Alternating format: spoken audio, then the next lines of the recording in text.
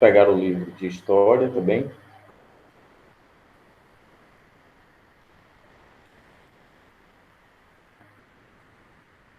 Pegue seu livro de história, tá bom?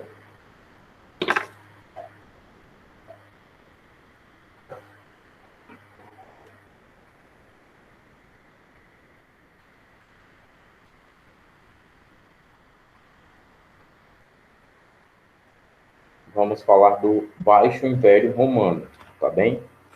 O fim de Roma. Na página 252. Pode abrir, página 252.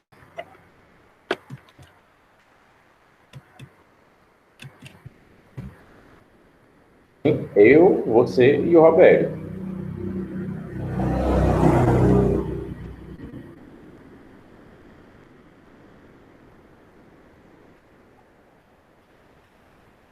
De aluno, no caso, a aluna, só você.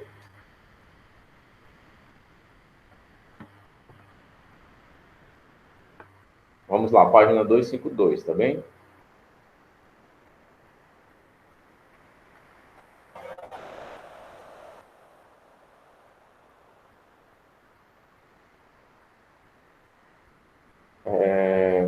Como assim os outros?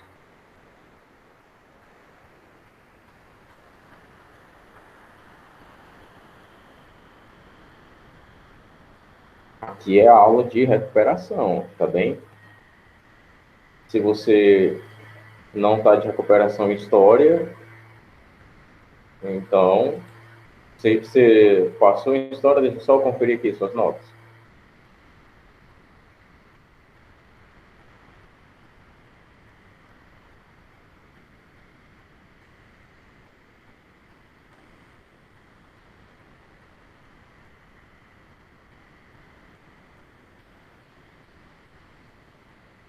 É Maria Luísa da Silva Rocha, né? Maria Luísa da Silva Rocha, número 10.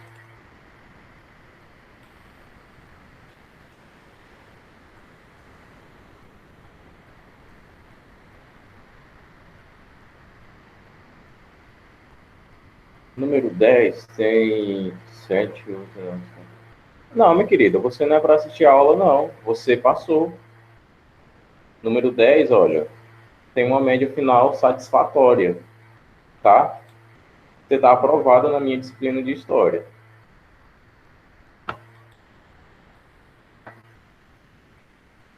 Então, não tem por que eu começar a aula agora. Eu vou comunicar aqui ao Roberto. E você aguarda. Agora, deixa eu só conferir geografia, tá bem? Espera, estou no sexto ano A. É isso mesmo, sexto ano A, geografia agora, tá bem?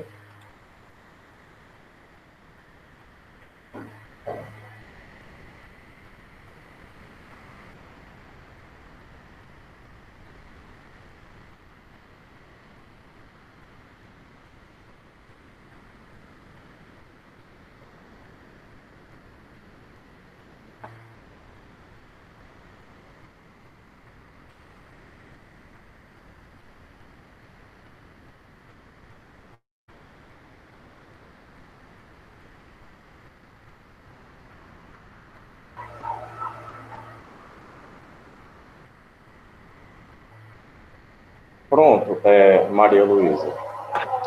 E a Ashley também, que entrou agora. A primeira e a segunda aula vão ser dessas aulas de recuperação, tá? Vão ser História e Geografia. Vocês duas passaram nessas disciplinas, tá bem? Então, eu só vou começar a aula de História quando chegar alguém que está de recuperação em História, tá bom? Quanto a isso, vocês fiquem tranquilos.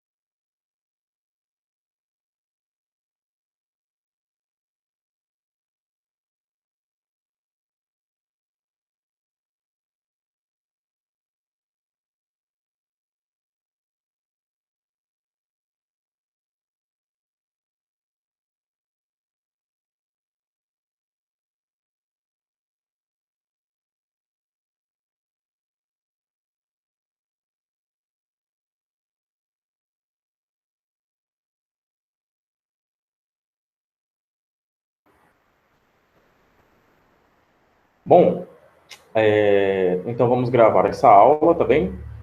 Ela vai ficar no nosso canal do YouTube, como vocês sabem. E aos interessados, no caso, os que ficaram, infelizmente, de recuperação, essa aula vai ser proveitosa. Vamos lá, página 252, nós temos o Baixo Império Romano, fim de Roma, certo?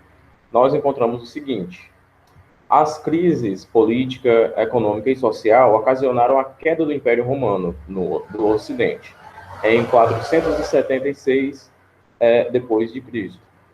O tamanho do império e sua complexidade causavam sérios problemas de administração. Ademais, as diferenças culturais de cada província dificultavam bastante a organização do Estado romano. O fim do Império Romano do Ocidente passa por questões políticas e econômicas, mas também por questões culturais, onde nós podemos dar, por exemplo, um certo destaque às questões religiosas. Vamos de um por um, tá bom?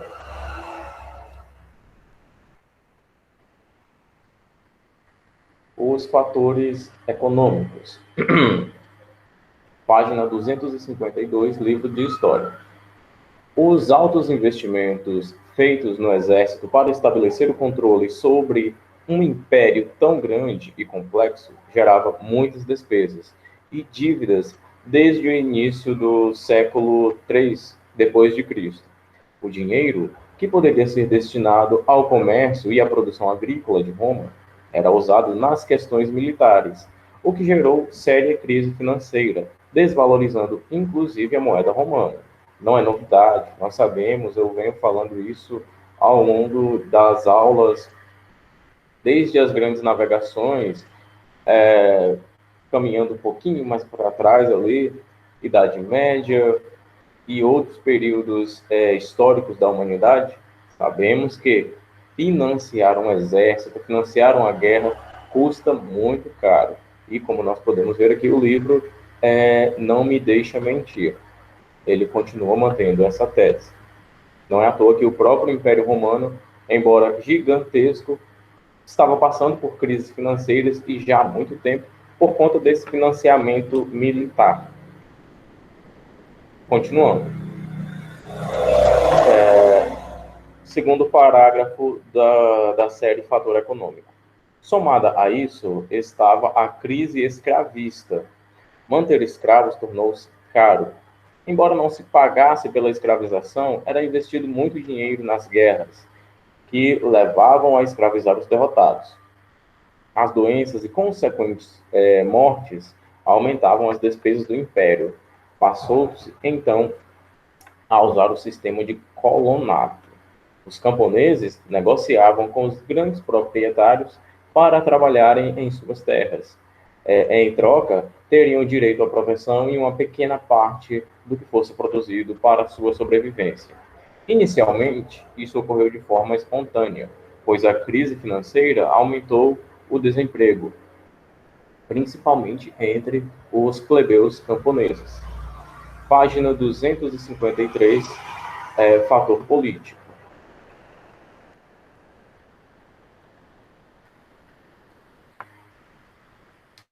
A crise econômica foi um dos motivadores do caos romano, bem como as disputas políticas entre as estruturas da sociedade, que só aumentavam. Aos poucos, tanto senadores quanto comandantes militares passaram a disputar os principais cargos políticos, enfraquecendo o império. Esse cenário possibilitava a invasão de outros povos, chamados bárbaros.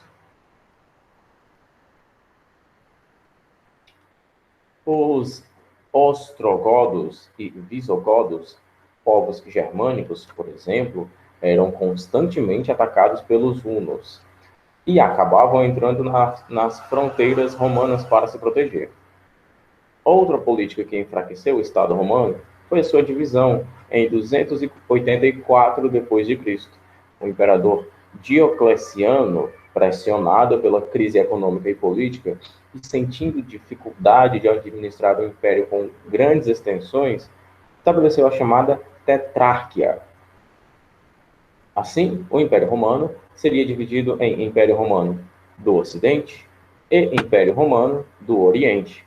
E haviam dois co-imperadores, os Augustos, que governariam cada um deles. Ambos os Augustos teriam um auxiliar direto, que receberia o título de César, e mais tarde também seria um co-imperador. Então, aqui no mapa, nós podemos notar a divisão do Império Romano, e para quem só ouviu falar e ainda não teve uma noção real do Império Romano, vejamos aqui na figura o que é que nós temos. Olha só a extensão gigantesca desse império. Como nós podemos ver aqui, a divisão do Império do Ocidente e do Oriente, a partilha em 395, e as áreas, aliás, germânicas. Continuando, em 330 d.C., o então imperador Constantino unificou o império, mas estabeleceu como capital a cidade de Constantinopla, na parte oriental. Assim, essa região ficava cada vez mais fortalecida, enquanto a parte ocidental entrava numa crise sem fim, que levaria à sua queda em 476 d.C., durante o governo de Rômulo Augusto, que foi derrubado após a invasão dos bárbaros. Sobre os fatores militares. Importante falar disso. Sabemos que o exército, desde a fase republicana, foi uma das bases importantes para a organização política de Roma, sendo usado para estabelecer a defesa territorial, fundamental para que o expansionismo se concretizasse. Claro, não é à toa que nós sabemos, o Império Romano era gigantesco, e nem sempre foi assim, era menor. Obteve todo esse território na base da expansão, da dominação, da escravização. Então nós sabemos que o exército era uma base para todo o Império Romano.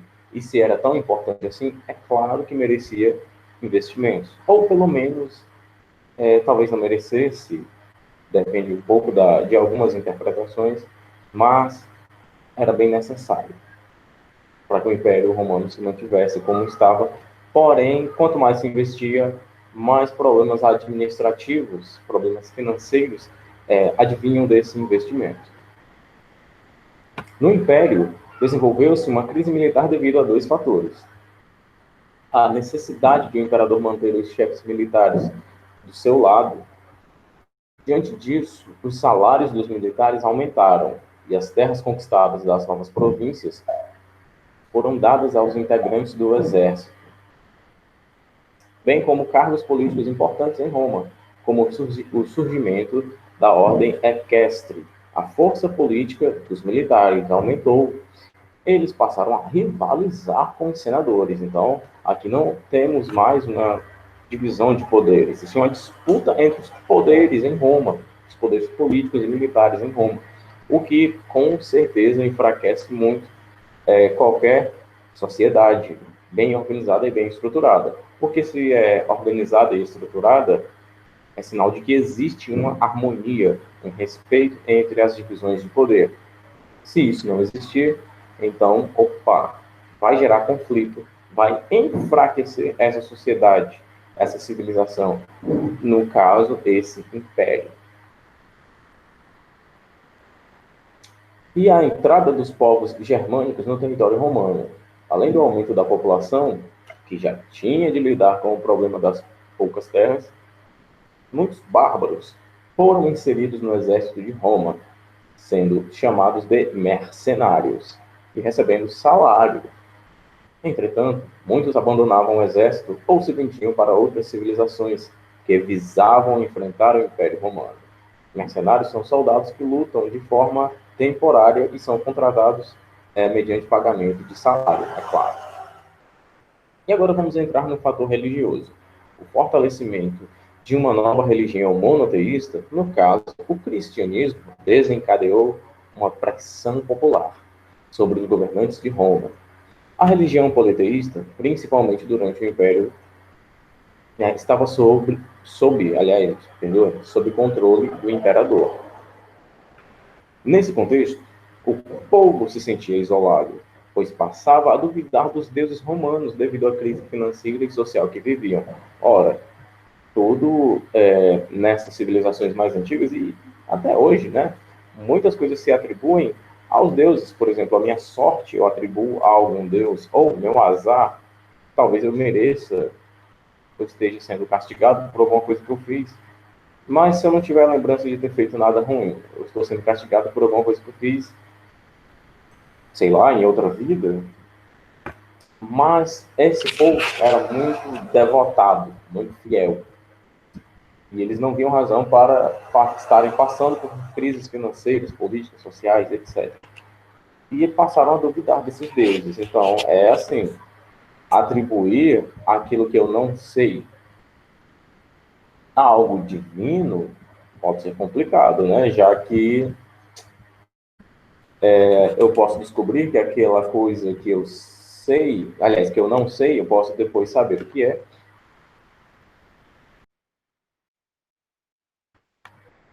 e aquele Deus vai perder o seu crédito, como, por exemplo, os raios, né? Hoje, se sabe, na Grécia, por exemplo, que os raios não são a manifestação de Zeus, não é Zeus mandando raio para a Terra, são apenas precipitações, cargas elétricas positivas e negativas.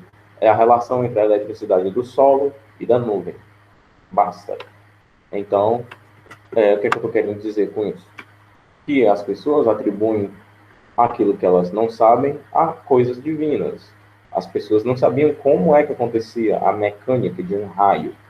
Então, isso só pode ser Zeus, pai de todos os deuses. E, sinceramente, inventaram essa história. Depois descobriram, é desse jeito que acontece a mecânica de um raio. E parece que Zeus morreu, né? Ninguém mais acredita nele. A mesma coisa acontecia aqui em Roma. Estavam passando por crises e, olha só, eles tinham um arco de deuses que eles adoravam e parece que nenhum desses deuses foi socorrido. Continuando. E, claro, nisso nós não podemos esquecer de dar destaque à religião que estava crescendo no momento, né? Porque religião é muito de um momento. As pessoas acreditam em um Deus nesse período e depois ele morre. Depois acreditam nesse Deus e depois ele morre. Como, por exemplo, os deuses do Egito, que pouquíssimas pessoas ainda acreditam naquelas conversas ali. Continuando, agora sim.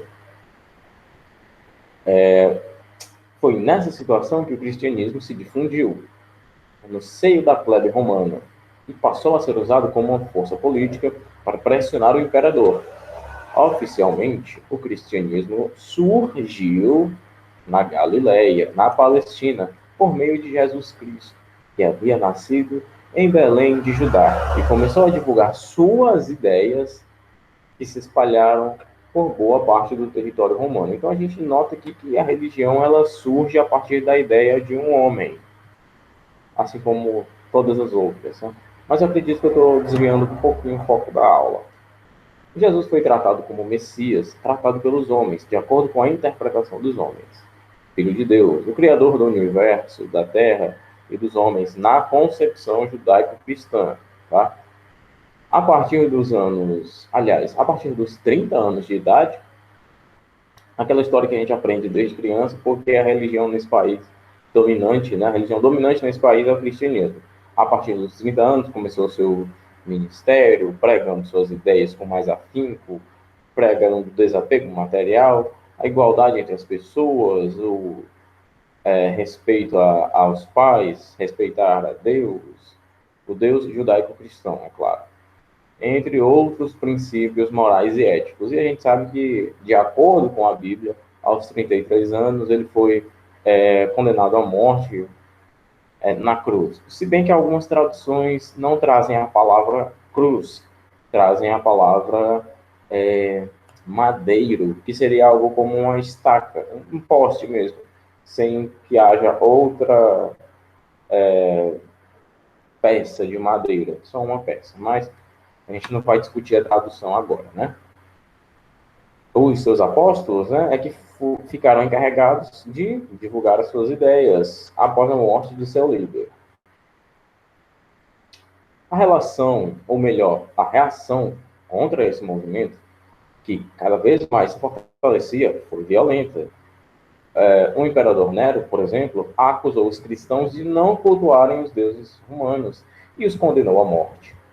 Então, olha só, aqui chega a ser engraçado. As previsões diziam que os cristãos seriam perseguidos e tudo mais, né? Mas aqui nós podemos notar que foi por uma questão puramente política. Se a minha religião, eu, imperador, a minha religião está ficando enfraquecida, é claro que eu vou perder o domínio psicológico nos meus súditos. Eles vão acreditar em outro Deus que não é o meu, não é o Deus que eu disse para eles acreditarem. E eu não posso perder esse domínio psicológico. Então, se estão acreditando em outro Deus, estão adorando outros deuses, vou dar um jeito nessas pessoas. Mas aqui nós notamos que é algo puramente político, nada profético. Se bem que é meio óbvio, né? Seria uma profecia bem óbvia. Vocês serão perseguidos, porque vocês vão adorar outro Deus, que não é o Deus do imperador. O imperador mata gente que faz isso. É bem óbvio, não é verdade? É isso aí. Tanto tão óbvio quanto as previsões do tempo de um senhor que mora aqui em Baturité. Tempo amanhã, a previsão do tempo de amanhã, ensolarado com possibilidade de chuva. Mas é óbvio, né? Ou vai fazer sol ou vai chover. Se bem que pode ficar o dia inteiro nublado, mas não vamos entrar nesse detalhe também. As perseguições contra os cristãos ocorreram até o ano de 313 depois de Cristo, quando o imperador Constantino promulgou o Edito de Milão, que garantia a liberdade ao culto para todos os romanos. Outra vitória dos cristãos foi quando o imperador Teodósio, já bastante pressionado pelo povo romano, estabeleceu em 391 o cristianismo como religião oficial de Roma. Os sacerdotes passaram a ser chamados de papas e a realizar cultos cristãos. Nascia, assim, a Igreja Católica Apostólica Romana. Então você nota que foi tudo pela ação do homem. Vamos lá, vamos aqui para as atividades. Essas atividades da página 257, ou melhor, 257 não, 256 até a 257, temos o seguinte. As três primeiras questões, elas fazem parte do assunto que nós vimos na nossa última aula também, mas ainda assim eu vou passar para vocês, assim como as da página 257, que nós vimos hoje também. Vamos dar um pequeno salto e vamos seguir aqui a leitura da página 258. O papel da mulher em Roma. O modelo familiar romano se assemelha muito ao grego, sobretudo quando analisamos a condição feminina. O poder patriarcal sobre as mulheres era uma herança da cultura grega, mas a realidade podia ser bem diferente.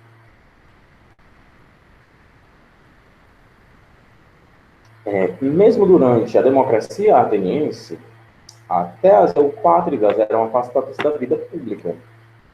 As romanas tinham mais liberdade com seus maridos, lutando pela sua expansão de Roma, né? Pela expansão de Roma, aliás.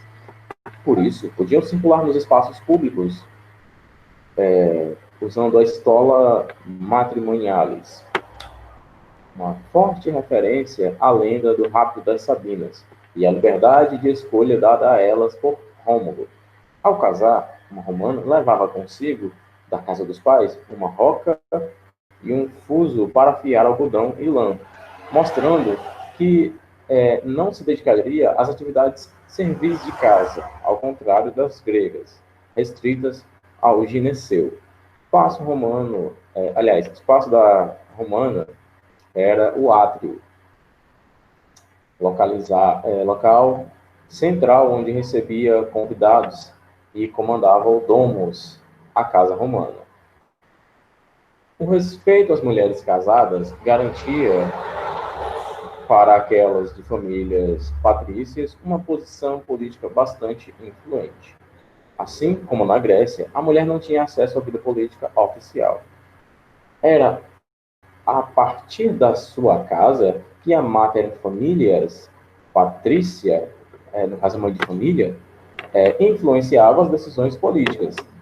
A história de Júlia Agripina, por exemplo, nos mostra até onde pode ir a força de uma matrona. Matrona quer dizer mulher romana casada, respeitada e de conduta moral considerada elevada. Nascida na poderosa família patrícia Júlio-Claudiana, viveu cercada de imperadores, seu tio-avô, Tibério, e seu irmão Calígula, e tramou com sucesso a ascensão de seu filho Nero. A disputa entre Agripina e seu filho pelo poder foi marcada por emboscadas e traições de ambos os lados. O casamento romano. O casamento era um importante pilar social romano. O mês de julho era considerado de bons auspícios. Auspício significa aquele que observa as aves. Tá? Os romanos acreditavam que a forma como as aves voavam era um sinal da vontade dos deuses. Continuando. Uma vez confirmada a vontade dos deuses, começava a preparação da noiva. Seu cabelo era penteado com a lança de um gladiador morto, e eram feitas 6 tranças. Seu vestido, uma túnica branca reta, mostraria sua pureza. Sobre a cabeça era colocado um véu amarelo, e deveria carregar consigo a oca e o fuso, símbolos de sua posição na nova família. Ela sairia em um cortejo formado por 6 crianças, uma delas carregando um punhado de espinheiro branco, que era um sinal de boa sorte. Ao chegar à casa nova, ela seria perguntada sobre seu nome, e ela deveria responder Gaia. Ela também não poderia cruzar a soleira da porta, por isso abria-se um buraco numa das paredes da casa, uma forma de rememorar o lendário rapto das Sabinas. Por fim, ela chegaria ao átrio, seu lugar de direito, e lá receberia o marido, ou melhor, receberia de seu marido a pele de um animal sacrificado e as chaves da nova casa. Após um banquete, se tudo ocorresse como os rituais ditam, uma nova família estava formada.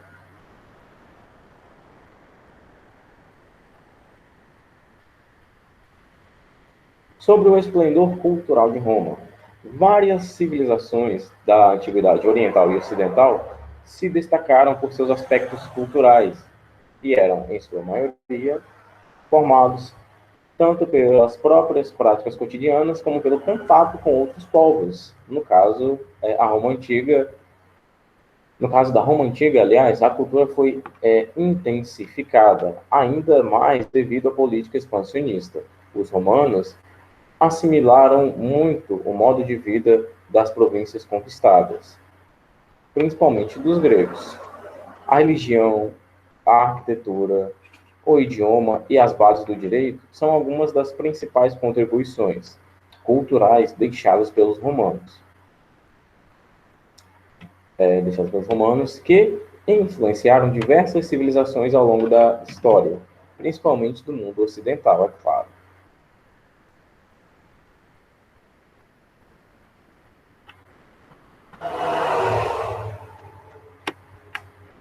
Sobre a religião.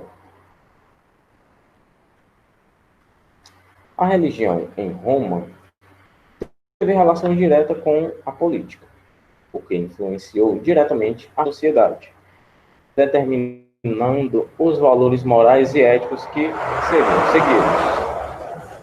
Houve 2 fases distintas no politeísmo.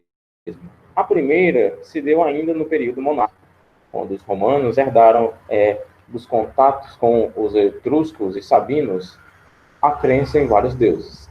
A segunda, na República, a partir do contato com os gregos, oficializou-se a religião politeísta.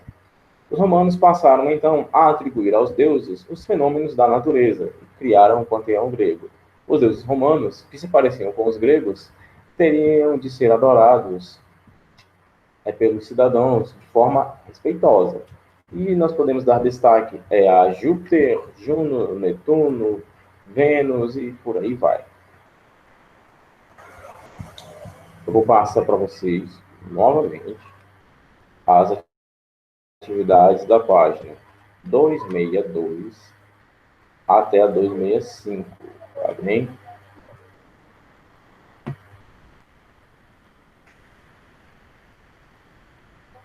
Até 265. Agora a gente vai começar a geografia, tá bom?